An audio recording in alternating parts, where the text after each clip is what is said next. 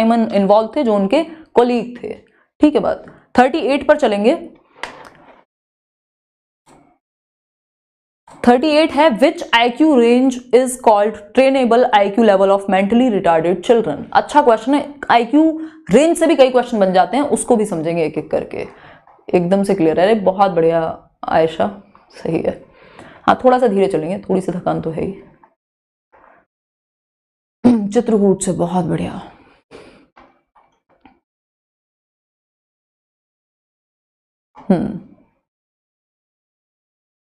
रुको, अभी KVS complete की बात कर रहे हो, अभी वेट करो करियर वाले कोर्स के लिए, अगर जिसको इंटरेस्ट आ रहा है बहुत ज़्यादा। बाकी तो इंटरव्यू में आपकी मदद और बहुत सारी चीज़ों में हेल्प की जाएगी KVS में। आंसर करो फटाफट से।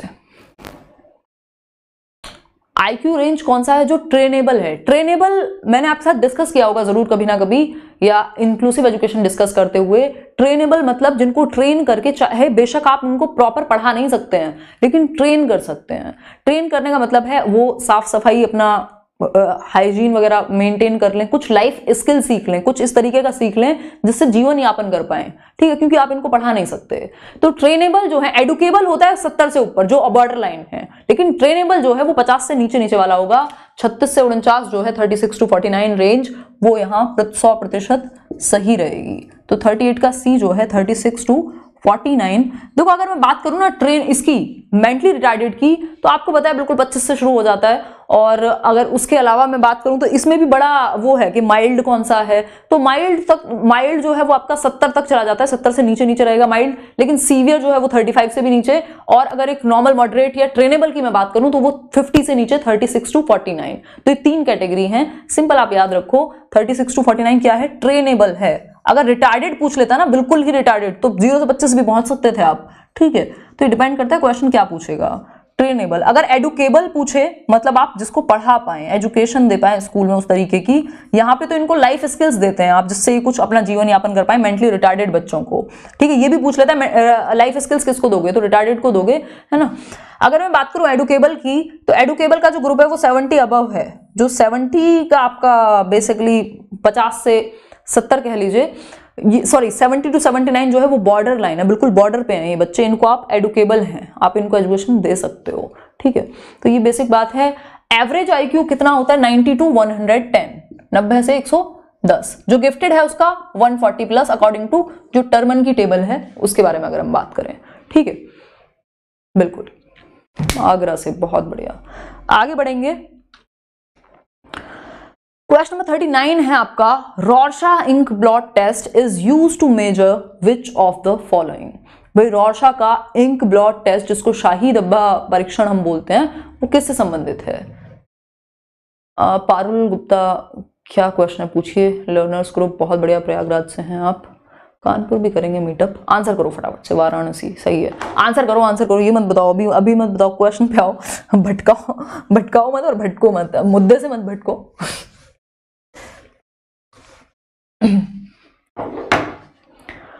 39 का B लिख रहे हैं आप लोग। रॉर्शा इंक ब्लॉट टेस्ट, कटवा दो जड़ से बिल्कुल नाक। किसने बता दिया? इंटेलिजेंस। हाँ देखो 50 to 69 बिल्कुल माइल्ड रिटार्डेशन में आएगा, है ना। बाकी अलग अलग कैटेगरीज हैं इसमें, माइल्ड मतलब हल्का फुल्का है ना। मैंने वही बताया ना, 70 से कम तक 3 कैटेगरी विभाजित हो जाती हैं, सीवियर है, माइल्ड है और मॉडरेट है। रॉर्शा ink blot test, Abhishek Yadav, बहुत बढ़िया। क्वेश्चन भी कीजिए कुछ। A पर्सनैलिटी, बिल्कुल। अब इसमें थोड़ा सा हम ध्यान रखेंगे, रॉर्शा इंक ब्लॉट टेस्ट जो है वो हरमन रॉर्शा ने दिया। इंक ब्लॉट का मतलब क्या है? शाही धब्बा, कुछ शाही के धब्बे, इंक के ब्लॉट्स दिखाए जाते हैं। अब इसमें कुछ 10 कार्ड्स होते हैं, पूछ लेगा कई बार कितने कार्ड्स होते हैं, तो 10 कार्ड्स होते हैं। ठीक, अब जिसमें से 5 जो हैं वो ब्लैक एंड व्हाइट हैं, मतलब ब्लैक एंड व्हाइट तो आप समझते ही हैं, ब्लैक एंड व्हाइट हैं जैसे आपका टीवी हुआ करता था बचपन में। इसके अलावा 5 जो हैं वो कलर्ड हैं, जिसमें से 2 रेड कलर के होते हैं, बाकी अलग होते हैं।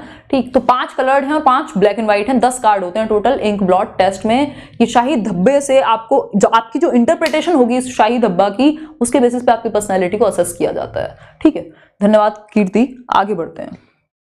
Which of the following is not the cause of forgetting? थोड़ा सा स्लो चल रहे हैं बट कॉन्सेप्चुअल डिस्कशन करेंगे प्रॉपर। लाइक शेयर जरूर कीजिएगा अगर पसंद आ रहा हो, कुछ हेल्प मिल पा रही हो तो, और एक पॉजिटिव एटीट्यूड अगर आप रखते हो तो, अदरवाइज तो रहने दीजिएगा। हाँ नहीं, मेरा बर्थडे रोज नहीं आता, अब तो मैंने रिस्पॉन्स करना बंद कर दिया। ये किसी ने, आप में से कई लोगों ने, पता नहीं, ये नई ट्रिक है आजकल रोज कोई ना कुछ करता ही रहता है। आंसर करो फटाफट से।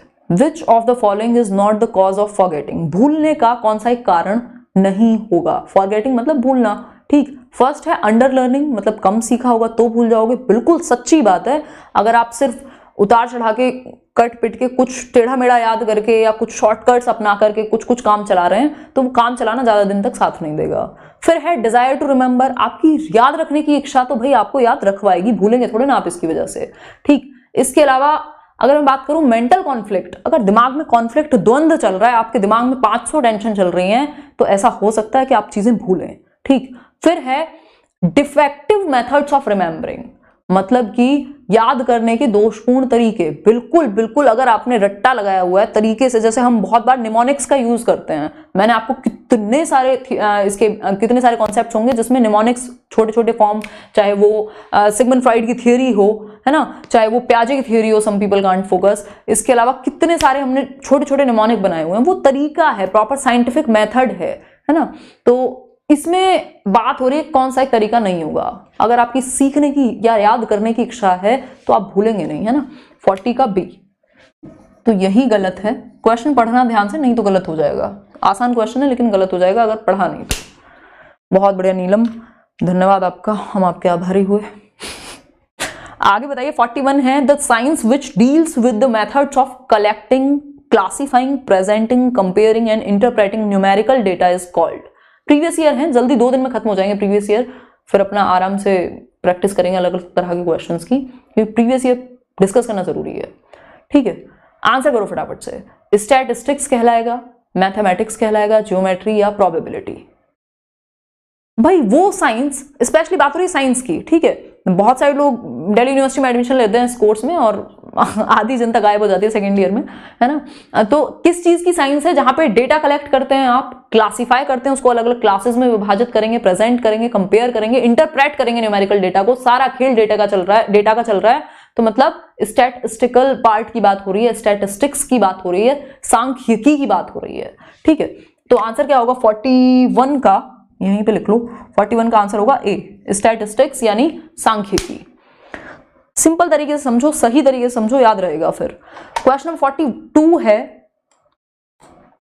Who has given the concept of educational quotient for backward children? भाई जो बैकवर्ड चिल्ड्रन कौन से होते हैं? बैकवर्ड का मतलब क्या है? आप पीछे रह गए। जो आपकी या किसी एक बच्चे की जो जनरल एज है, मान लो 5 साल का बच्चा था, 5 साल के लेवल के उससे कुछ टास्क करने चाहिए थे अपनी एज के अनुसार, लेकिन वो क्या रह जा रहा है? पीछे रह जा रहा है। बाकी बच्चे तो सही काम कर ले रहे हैं जो उनकी एज के अनुसार है, जो होमवर्क है कुछ भी है, लेकिन ये पीछे पिछड़ जाता है बार बार। तो ये बैकवर्ड बच्चा है, अपनी एज के लेवल का भी अगर काम नहीं कर पा रहा, क्योंकि एटलीस्ट आपकी एज के बराबर तो आप काम करेंगे तभी तो आप एवरेज भी कहला रहे हैं ना। तो इस सिचुएशन में अगर मैं बात करूं तो ये एजुकेशनल कोशेंट की बात की थी कि भाई एजुकेशन में आप कितना आगे हैं, पीछे हैं, बैकवर्ड हैं, क्या हैं। तो इसकी बात साइरल बर्ट ने की थी, यानी डी ऑप्शन, ठीक। सिंपल है तो आंसर, इसमें लिखने की भी कोई आवश्यकता है नहीं, बट लिख देती हूँ क्योंकि कई लोग भूल जाते हैं, ठीक। आगे बढ़ेंगे क्वेश्चन नंबर 43 पर। क्वेश्चन नंबर 43 सिंपल सा है, फटाफट से देखो। सीसीई वाले टॉपिक में डिस्कस किया हुआ है, अगर वीडियोस नहीं देखें थियरी के तो देखिए, अंडरस्टैंडिंग बनेगी, भूलोगे नहीं आसानी से।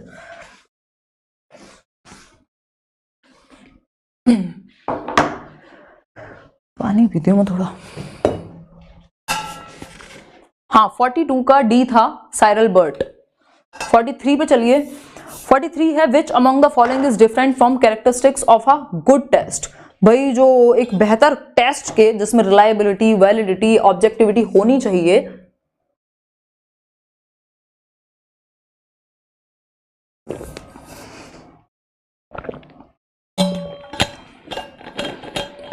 हाँ एडमिट कार्ड तो आ गया है यूपी टेट का, जिन्होंने ना किया हो डाउनलोड कर लेना। आंसर क्या होगा? एप्टीट्यूड, क्योंकि नॉट पूछा है, ठीक। मतलब कौन सी एक विशेषता नहीं है किसकी? एक बेहतर टेस्ट की। एक अच्छा जो टेस्ट होगा, मान लो एक टेस्ट बनाया गया आपको, मान लो सीटेट ही है, ठीक, या यूपी टेट ही है, रिलायबल होना चाहिए, विश्वसनीय हो। ऐसा नहीं है कि एक बच्चे, मतलब आपने अभी सेम सिचुएशन में अटेम्प्ट किया, फिर 2 मिनट बाद अटेम्प्ट किया, उसके बाद दोबारा से आपको एज इट इज अटेम्प्ट कराने को दे दिया गया तो कुछ और रिजल्ट आ रहे हैं, मतलब रिलायबल है। वैलिड मतलब जिस उद्देश्य के लिए बनाया कि टीचर्स की एप्टीट्यूड को आप चेक करने के लिए टीचर एलिजिबिलिटी टेस्ट बना रहे हैं तो वो भी चेक हो पाए, तो वो वैलिड है यदि उस उद्देश्य से बनाए, उस तरीके के क्वेश्चन उसमें डाले गए हैं। फिर है ऑब्जेक्टिविटी। ऑब्जेक्टिविटी का मतलब है 4 ऑप्शंस में से एक सही होता है, मतलब जो सही है वो फिर सबके लिए सही है, ऐसा नहीं है कि डगमगा जाए, इसके हाथ में आया तो कुछ और आंसर, इसके हाथ में आया तो कुछ और आंसर, वो नहीं होगा। तो तीनों चीजें एक अच्छे टेस्ट की विशेषता हैं। और एक और होती है फेयरनेस, भाई फेयर हो टेस्ट, ऐसा नहीं है कि बायसनेस हो। लेकिन एप्टीट्यूड की बात नहीं होती एक अच्छे टेस्ट की, कैरेक्टरिस्टिक में नहीं आता एप्टीट्यूड। एप्टीट्यूड है क्या बेसिकली, एटीट्यूड और एप्टीट्यूड में डिफरेंस क्या है? एटीट्यूड आपके सर्टेन सेट ऑफ बिलीव्स हैं, भाई आप कहते हैं ना उसका एटीट्यूड बड़ा खराब है, अब वो खराब क्या है, उसके बिलीफ सिस्टम में या बिलीफ में उसका आइडियाज जो एक सेट पैटर्न है वो सेट हो गया है दिमाग में ना, वो इसी तरीके से सोच पाता है, वो है एटीट्यूड। आपके आइडियाज बिलीफ पैटर्न है पूरा एक। लेकिन एप्टीट्यूड आपकी क्षमता है किस चीज को, किसी स्किल को एक्वायर करने की। ये इसी बेसिस पे आपका टीचिंग एप्टीट्यूड पूछा जाता है बहुत सारे टीचिंग एग्जाम्स में। क्यों? क्योंकि आप में टीचर वाला एप्टीट्यूड है भी कि नहीं है। सिर्फ इंफॉर्मेशन को रट करके बोल देना तो टीचिंग एप्टीट्यूड नहीं हो सकता ना, तो वो एप्टीट्यूड आपके अंदर है या नहीं, है ना। तो स्किल, कोई भी एक काम को करने की स्किल से संबंधित क्षमता है, जो एक इनेट एबिलिटी कह सकते हैं आप, वो है या नहीं है, तो वो जुड़ा हुआ है आपका एप्टीट्यूड से। एटीट्यूड इज सर्टेन बिलीफ्स और आइडियाज, ठीक। तो ये सिंपल बात ध्यान में रखेंगे आप, बिल्कुल। या सिर्फ बाबा बन जाना, ऐसे बात घुमा फिरा के जोड़ मोड़ के तरोड़ के, बिल्कुल ये भी मतलब teaching is a different game all together ना, अपने आप में आर्ट है, साइंस है, सब कुछ है।